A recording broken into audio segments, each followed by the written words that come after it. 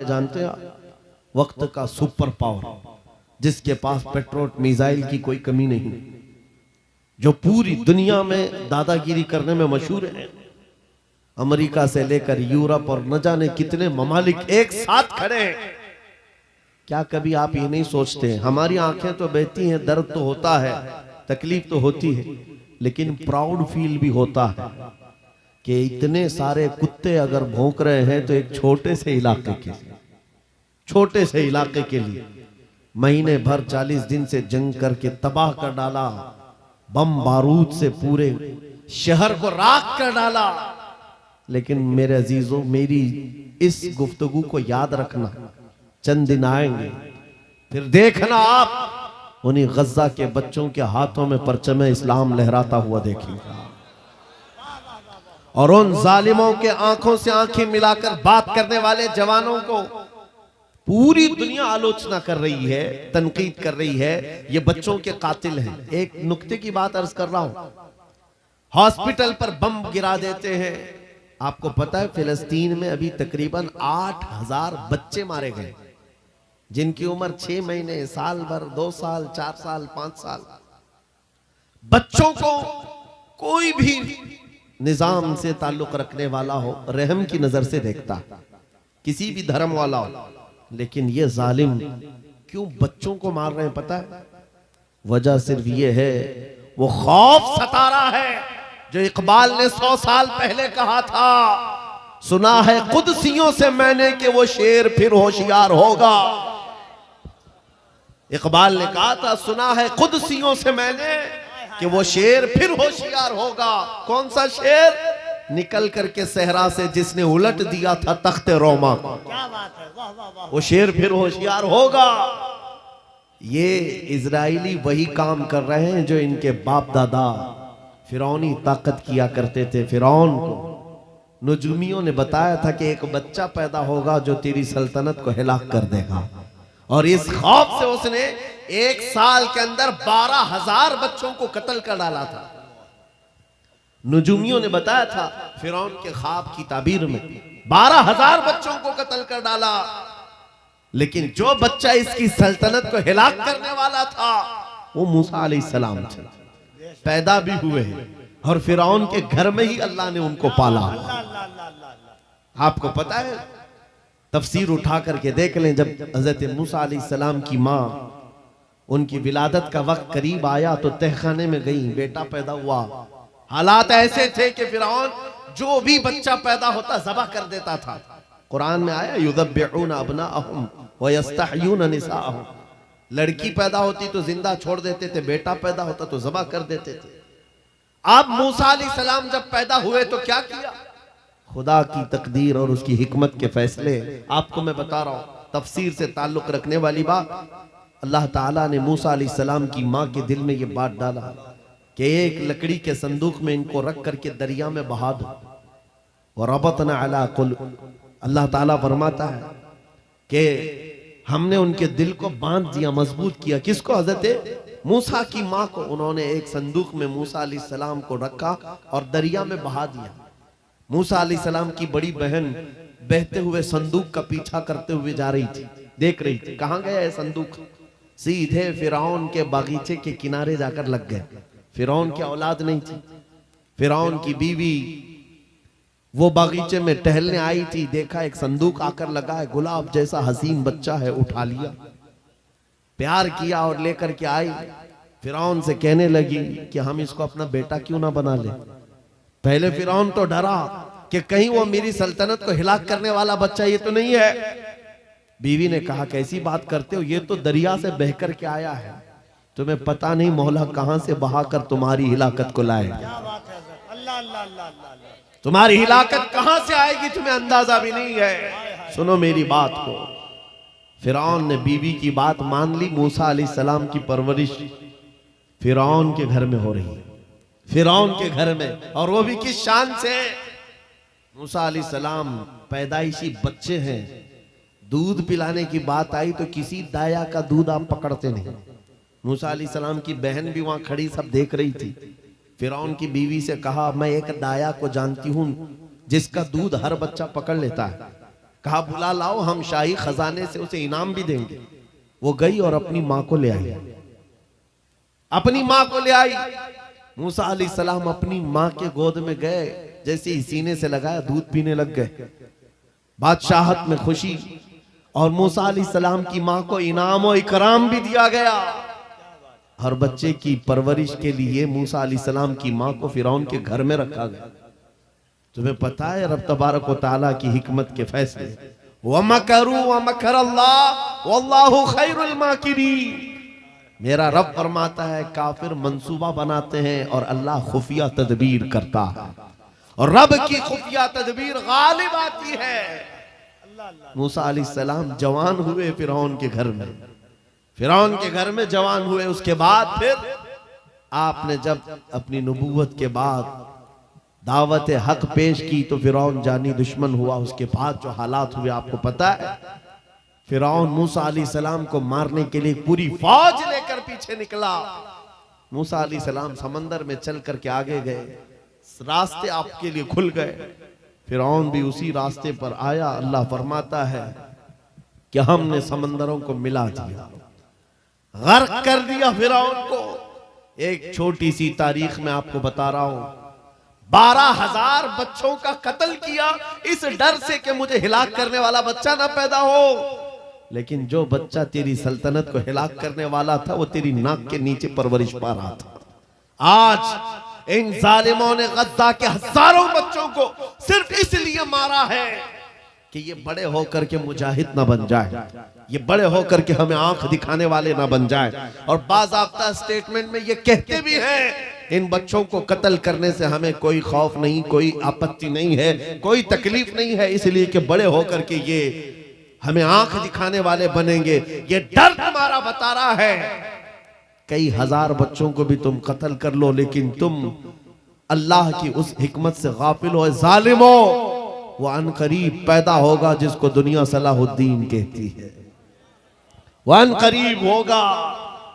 मेरे अजीजों, आज के नौजवानों से मैं ये कहता हूं, तुम्हारे दौर में भी ये डरा सहमा हुआ जो माहौल है लोग बनाने की कोशिश कर रहे हैं, अभी देखना और हालात खराब किए जाएंगे। हमारी हुकूमत आएगी तो मस्जिदों को तोड़ डालेंगे, मदरसों को तोड़ डालेंगे। इन जालिमों को लगता है तुम्हारे सारे बिल्डोजर में ही ताकत है। सिर्फ ताकत इसी का नाम है। राज मिल जाए, तख्त मिल जाए, उस वक्त कुछ लोगों के ऊपर जुल्म करना आसान है। जिस तरह चंगेज ने भी किया, हलाकू ने भी किया, बड़े बड़े जालिमों ने किया है, और उनका हशर भी तुम्हें मालूम होना चाहिए।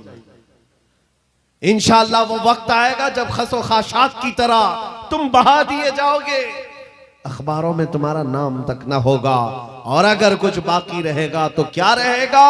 न घबराओ मुसलमानों, अभी खुदा की शान बाकी है, अभी इस्लाम जिंदा है, कुरान बाकी है। ये जालिम काफिर क्या समझते हैं जो रोज हमसे उलझते हैं? अरे अभी करबला का आखिरी मैदान बाकी है।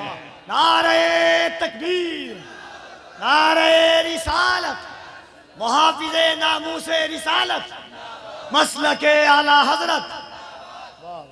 नौजवानों, इस यकीन के साथ और ईमान के साथ अपनी जिंदगी को आगे बढ़ाओ। खुदारा मैं तुमसे कहता हूं, अगले दिनों के बाद जब तुम्हारे इम्तिहान का वक्त आएगा, हर उस्ताद अपने बच्चे को इम्तिहान की तैयारी करा रहा होता है। बेटा सवालात ऐसे आएंगे, टाइम इतना होगा, स्क्वाड भी होंगे, चेक करने वाले एग्जाम हॉल में बार बार आएंगे, तुम्हें देखेंगे। उस वक्त तुम खौफ से अपने हाथ में कपकपी नहीं पैदा करना, दिल को जमाना और अपना इम्तिहान मुकम्मल करना। यह हर उस्ताद अपने बच्चों को तरकीन करता रहता है। अजीज़ान गिरामी वक़ार, इस मिंबरे नूर से मैं आपको इस बात की तलकीन करके जाता हूं, इम्तिहान की घड़ी अनकरीब आने वाली है आपके साथ भी। और जो इम्तिहान तुम्हारा होगा वो इस्तिकामत का इम्तिहान होगा, तुम्हारे ईमान पर जमे रहने का, तुम्हारे डटे रहने का इम्तिहान होगा। देखना बहुत सारे पार्टी बदल लेंगे, बहुत सारे मसलहतों के पर्दों में छुप जाएंगे, बहुत सारे लोग किसी की धोती में पना ले रहे होंगे, कोई किसी की साड़ी में पना ले रहा होगा। लेकिन जो आशिक़ मुस्तफा है वो बढ़ चढ़ करके ये ऐलान कर रहा होगा अपना सब कुछ गुंबद खजरा कल भी था और मेरे नबी से मेरा रिश्ता कल भी था और बस इस बात के साथ तुम्हें जमे रहना है, यकीन के साथ, एतमाद के साथ। अज़ीज़ान गिराम वक़ार, कौन सी ऐसी ताकत है, कौन सी ऐसी कुव्वत है जिसने इस्लाम को खत्म किया या खत्म करने की ताकत रखती है? अल्लाह करीम जल्ल शानुहु खुद कुरान पाक में फरमाता है, युरीदूना लियुत्फिउ नूरल्लाहि बिअफ़वाहिहिम व यअबल्लाहु इल्ला अन युतिम्मा नूरह। अल्लाह फरमाता है ये जालिम अपने मुंह के फूंकों से इस्लाम के चिराग को बुझाना चाहते हैं और अल्लाह तबारक व तआला इस चिराग को मुकम्मल करके रहेगा। दीन इस्लाम, अभी आप सुन रहे थे, इस्लाम था, इस्लाम है, इसके साथ कुछ नहीं होना है, आपका इम्तिहान होना है। हमारे मरने के बाद अल्लाह ताला इस दीन की हिफाजत के लिए औरों को पैदा करेगा। वो कादिर मुतलक चाहे तो सख्त जानी दुश्मनों से भी ईमान वाले पैदा कर सकता है। हाँ, ये बात याद रखिए आप। ततारी जिन्होंने बगदाद को हिलाक करके रखा था, रब तबारक व तआला ने उन्हीं के सीनों में ईमान की दौलत दी और वो मुहाफिज़े इस्लाम बन गए। हमारे दौर में भी जितने आतंक मचा रहे हैं, कल इनके बच्चे ये नारा लगाएंगे, इस्लाम था, इस्लाम है, इस्लाम रहेगा। हाँ, जितने आतंकवादी हैं सब नारा लगाएंगे इंशाअल्लाह। आप इंतजार करें इस बात का, लेकिन तुम अपने इम्तिहान में जमे रहो, डटे रहो। अगर तुमने नबी पाक सल्लल्लाहु अलैहि वसल्लम के इस दीन के साथ, इस शरीयत के साथ नाइंसाफी की, तो कल मेरे आका को क्या जवाब दोगे? कल मैदान क़यामत में तुम्हें खड़े होना है, हुजूर पाक सल्लल्लाहु तआला अलैहि वसल्लम की बारगाह में जवाब देना है। अगर मेरे आका ने पूछ लिया कि जिस वक्त मेरी शरीयत पर हमले हो रहे थे, जिस वक्त मेरे दीन को कुत्ते नोचने की कोशिश कर रहे थे, ऐ नौजवान बता तू मेरी सुन्नतों के साथ कितना अमल कर रहा था, तुम क्या जवाब दोगे? आका, मैं आपकी दाढ़ियां निकाल करके गटर नालियों में फेंकता था, मैं यहूदियों और ईसाइयों के तरीकों पर चलता था, क्या तुम नबी पाक को यह जवाब दोगे? आका, रात भर में गाने सुन करके सोता था, सुबह फजर की नमाज कज़ा करता था, ये जवाब दोगे? क्या जवाब दोगे? आपके पास अगर जवाब नहीं देने की ताकत है तो आज ही बदल डालो, जिंदगी बदल डालो, आज इनकलाब ले आओ। देखना, मैं अक्सर ये बातें कहता हूं ना, मैं चाकू छुरी की बात करता हूं, ये तो शायर लोग तलवार उठाने की भी बात करते हैं। हाँ, ये कहते भी हैं समझौता नहीं होगा, तलवार उठ जाएगी। मैं तो तलवार की भी बात नहीं करता। अरे प्लास्टिक का ब्लेड भी रख लो तो कल को हमको ये आतंकवादी घोषित कर दे। बम, बारूद, बंदूक, किसी चीज की बात नहीं करता, सिर्फ इतनी बात करता हूं, नबी पाक के इश्क में मलबूस होकर तुम सिर्फ रास्तों में चलते फिरते रहोगे, तुम्हारी चलत फिरत से कई कीड़े यूं ही मर जाएंगे। हक है, वाह वाह, बहुत खूब। हुजूर पाक की सुन्नतों में वो दम है, वो असर है, तुम्हारी चलत फिरत से कई कीड़े फना हो जाए। बात सिर्फ इतनी है, दीवार क्या गिरी मेरे खस्ता मकान की, लोगों ने आने जाने का रास्ता बना लिया। होता यही है, कोई पुराना घर गिर जाए ना, लोग इधर से उधर आने का रास्ता बना लेते हैं। आज हमारी जमात के अंदर इंतशार हुआ, नौजवानों में आवारगी आ गई, तो हर कुत्ता हमको ही टारगेट करने लग गया, हर कुत्ता हमें ही भौंकने लग गया। मेरे अजीजों, शिद्दत से आज उस सलाहुद्दीन अय्यूबी की बात याद आती है। क्या आपको पता है, उनका दौर ऐसा है कि यहूदी माएँ, ईसाई माएँ अपने बच्चों को थपकियां देकर सुलाती थी, कहती बेटा सो जा, नहीं तो सलाहुद्दीन आ जाएगा।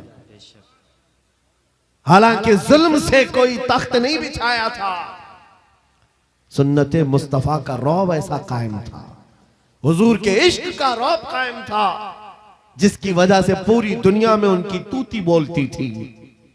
आज करोड़ों की तादाद में है, करोड़ों की तादाद में जालिम हमें आंख दिखा रहे हैं। हमारे बच्चों का कत्ले आम, हमारी औरतों की इज्जतें नीलाम, हमारी गर्दनों पर राज, और बगैर किसी खौफ के शायर इस्लाम पर भौंकना आज की आदत सी बन गई। नौजवानों, तुम्हारे अंदर अगर जमीर बेदार है, गैरत मौजूद है, तो अपने आप को बदल डालो। जवाब देने का एक वक्त आएगा, इंशाअल्लाह वक्त आएगा जवाब देने का। लेकिन पहले मैं आपसे सिर्फ इतनी इल्तिमास करता हूं कि अपने आप को बदल लो। कल को हमारे पास फख्र होगा, फख्र के साथ किसी मैदान में उतरेंगे, वो तुम्हारे होलियों को ऊपर से नीचे देखते रहे और पूछते रहे ये कौन सी मखलूक है, ये कहां से आई हुई जमात है, तो हम सीना तान करके कहेंगे ये मोहम्मद अरबी के शेरों की जमात है। वक्त आज क्या हम दिखाएं लोगों को? गुटखा खाने वाले लोग दिखाएंगे। अल्लाह अकबर, अल्लाह अकबर। हम नौजवानों को बालियां पहने हुए, हाथों में चूड़ियां पहने हुए, चोटियां डाले हुए, जीन्स फटी हुई अल्लाह अल्लाह, और बालों में दाढ़ियों में डिजाइन किए हुए ये नौजवान ला करके हम खड़ा करेंगे।